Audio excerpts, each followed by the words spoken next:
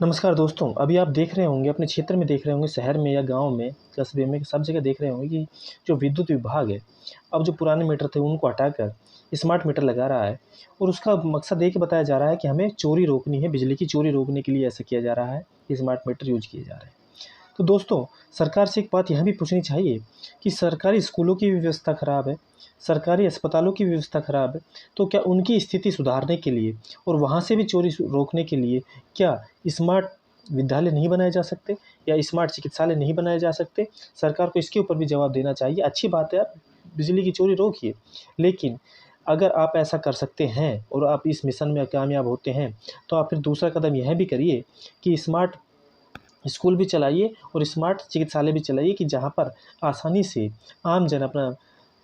इलाज करवा सके, अपने बच्चों को पढ़ा सके, अच्छी शिक्षा दे सके और अच्छा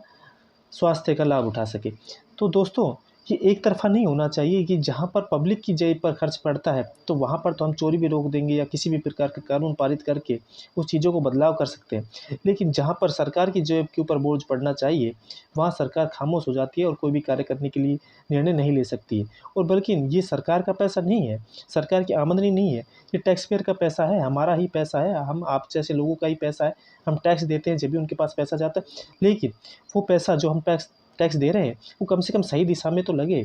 लोग जीवन के कल्याण में तो लगे और एक सही दिशा में लगे, जिससे आम जन को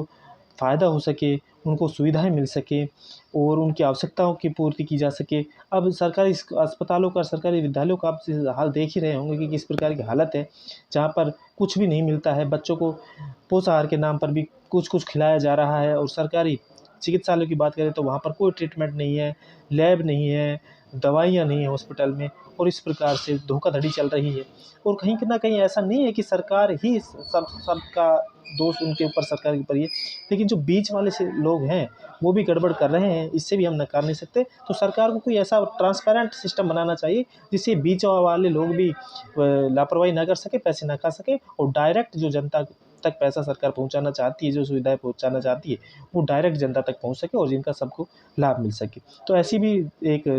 व्यवस्था सरकार को करनी चाहिए, जिस प्रकार से स्मार्ट मीटर लगाने के लिए वो तत्पर है, तो इस प्रकार से कोई स्मार्ट व्यवस्था भी इस प्रकार से देश के लोगों के व्यवस्था के लिए और उनकी सुविधा के लिए करनी चाहिए। यदि आप मेरी बात से सहमत हैं तो कमेंट सेक्शन में ज़रूर बताइएगा और हमारे चैनल को सब्सक्राइब ज़रूर कर लीजिएगा। हम इसी प्रकार की जानकारी आपके लिए लाते रहेंगे।